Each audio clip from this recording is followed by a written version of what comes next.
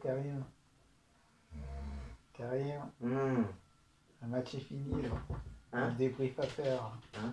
Et ça s'est terminé à combien alors, du coup? Bah 2-0 pour Paris. Oh oui, ils ont gagné alors. Ah oui, ils ont gagné. Donc ça fait le 14e titre. Eh ben, Parisiens, Parisiennes du soir, bonsoir. Oui, j'ai piqué un petit somme là parce que le match a été soporifique. Alors oui, certes, 14e titre, enfin 14e Coupe de France au palmarès, c'est quand même quelque chose. 2-0, c'est bien, mais le match en lui-même était très soporifique. Je n'ai pas vu beaucoup de belles occasions. J'ai mon beau-frère qui est là en plus. Je sais pas si tu veux... À la preuve, tu t'es endormi. Tu veux dire quelque chose, dire ce que tu as pensé du match, toi? Bah viens, montre ton visage, toi. Vas-y, montre ton visage, toi, un peu. Bonjour à tous. Mon beau-frère, Vincent. Vincent. Hein, vous avez peut-être dû le voir, ou si vous ne connaissez pas, il fait des vidéos un peu spéciales. Je sais pas, tu vas en parler un peu? Tu veux dire, ouais. Je parlais pas de celui-là, mais bon, ça c'est toi, si tu veux aller chez Jacques et Michel. Oh, on va faire de la pub là, c'est pas bien, non? Bon, tu vas faire une petite pub pour ta chaîne YouTube en même temps, vite fait, hein? Chaîne YouTube. Alors, ouais, YouTube, il y a Norman et Vincent. Voilà. Donc, on fait plutôt des trucs d'hypnose, des vidéos d'hypnose. Donc, voilà, si vous voulez voir. Sinon, Instagram, Vincent H officiel. Voilà, Vincent H officiel. Voilà. Bon, bah maintenant on va parler du match. Alors, oui, voilà. Alors, Mbappé, homme du match, rien à dire. Hein. Une passe D, un but. Il a fait un très beau match ce soir. C'est vrai que pour moi, ça a été le seul Parisien qui a fait un très beau match. Di Maria était moyen. Gay, je ne l'ai pas trouvé au top de sa forme. Diallo, moyen aussi. Pareil, je les ai presque trouvés tous moyens. Navas, bon, présent dans les bons moments, heureusement, parce que ça aurait pu nous coûter très cher. Bon, transversal aussi, qui était là au bon moment pour nous sauver, hein, parce que ça aurait pu être là-bas l'égalisateur. Après Monaco aussi, ils peuvent remercier la barre transversale, parce que la frappe de Mbappé, là, ouais. Oh, ça aurait été le match, ça aurait été le but de l'année pour Mbappé. Il a frappé de loin, là, grâce à une passe de Keane en plus. Et puis, bah, ça partait en lobe, mais transversal. Ouverture du score de Icardi. Alors là, le défenseur monégasque, je ne sais pas ce qu'il a fait. Hein, il s'est complètement foiré.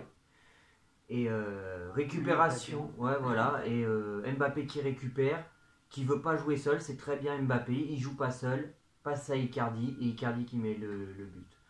Donc Icardi malheureusement, bah, je pense qu'on va le perdre parce que tout le monde veut le voir partir. Moi non, parce que moi je trouve que Icardi joue 10 fois mieux quand Neymar ne joue pas.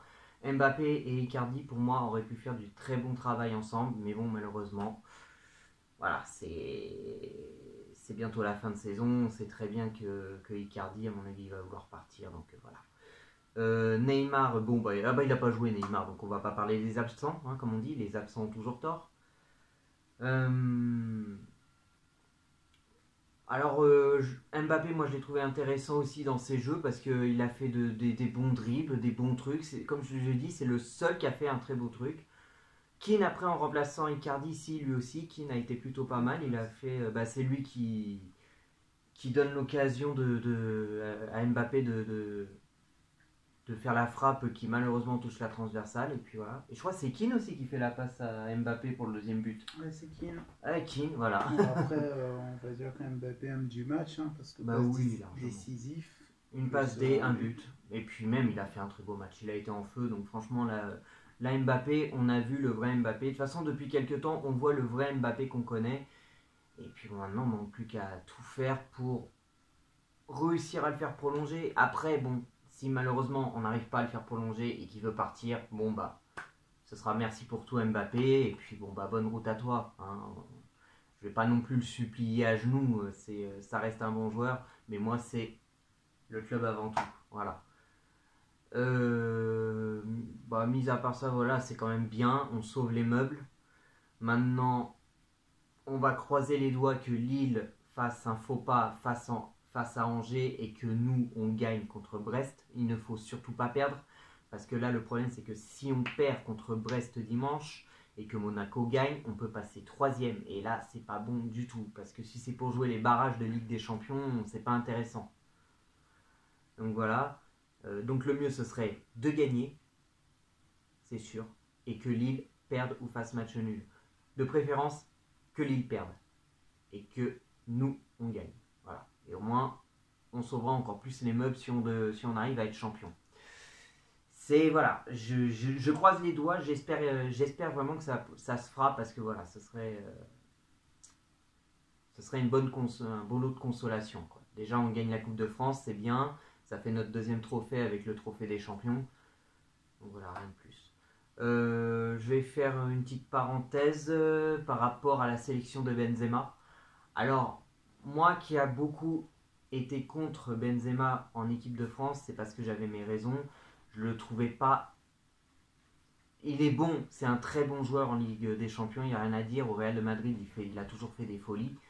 Mais en équipe de France, il n'a jamais été très flamboyant. Et puis aussi, il y a eu des choses que j'aimais pas ce qu'il disait et tout. Donc voilà, j'étais pas trop pour que Benzema revienne. Maintenant, cette saison-là, quand j'ai vu Benzema jouer au Real cette saison, j'ai vu déjà un autre Benzema. J'ai vu un Benzema qui était encore plus flamboyant et qui était décisif, qui pouvait être très dangereux. Et je me suis dit, il faudrait que Benzema se calme un peu et mûrisse. Et puis maintenant, il a de l'âge. Je me suis dit, à mon avis, il a dû mûrir. Et puis pourquoi pas laisser sa chance. J'ai dit, pourquoi pas relaisser une seconde chance à Benzema. Et hier, surprise, Benzema sélectionné en équipe de France. Alors, je suis content pour lui, mais j'espère vraiment, vraiment qu'il va montrer son vrai talent. C'est-à-dire qu'il joue comme il joue au Real de Madrid. Parce que moi, je vais l'attendre en tournant. Après, je ne demande pas qu'il plante des buts. Évidemment, ça peut arriver. Si même, malheureusement, il ne plante pas de but, mais il a tout donné sur le terrain, ouais, là je ne vais pas lui en vouloir. Par contre, s'il ne se donne pas à 200% et qu'il ne montre rien sur le terrain, ouais, là, je vais me montrer sévère vis-à-vis de lui. Donc voilà, c'est tout ce que j'ai à dire. Donc, Coupe de France, c'est fait. Trophée des champions, c'est fait. Manque plus que la Ligue 1, on croise les doigts. La Ligue des champions, malheureusement, ce n'est pas encore fait. Mais bon, il y a quand même une demi-finale, c'est quand même pas rien. Donc voilà, on va s'arrêter là-dessus. Donc je sais pas, qu'est-ce que tu as quelque chose à dire sur le Paris Saint-Germain, toi? Non. Enfin, ouais, ce match était un peu ennuyeux. Ouais, voilà. Franchement, c'est vrai que c'était pas un match très beau à voir parce que c'était fermé des deux côtés. Je voulais au moins qu'il y aurait au moins 2-0 pour mériter la coupe, parce qu'un 0 sur une chance. Voilà. Moi personnellement, le 2-0, bon, il y a 2-0, mais moi j'aurais préféré qu'il y ait 2-0 déjà à la première période, mais bon, malheureusement, ça s'est pas fait. Bon, bah, on va s'arrêter là alors. Et ben, dans ce cas-là, maintenant, on se dit sûrement à dimanche pour la 38e journée de Ligue 1. Et puis, espérons une bonne surprise. Et puis, même si on reste deuxième, et si malchance, on passe pas premier, mais qu'au moins on reste deuxième, ce serait déjà ça. Allez, que l'amour du maillot reste avec vous, les amis.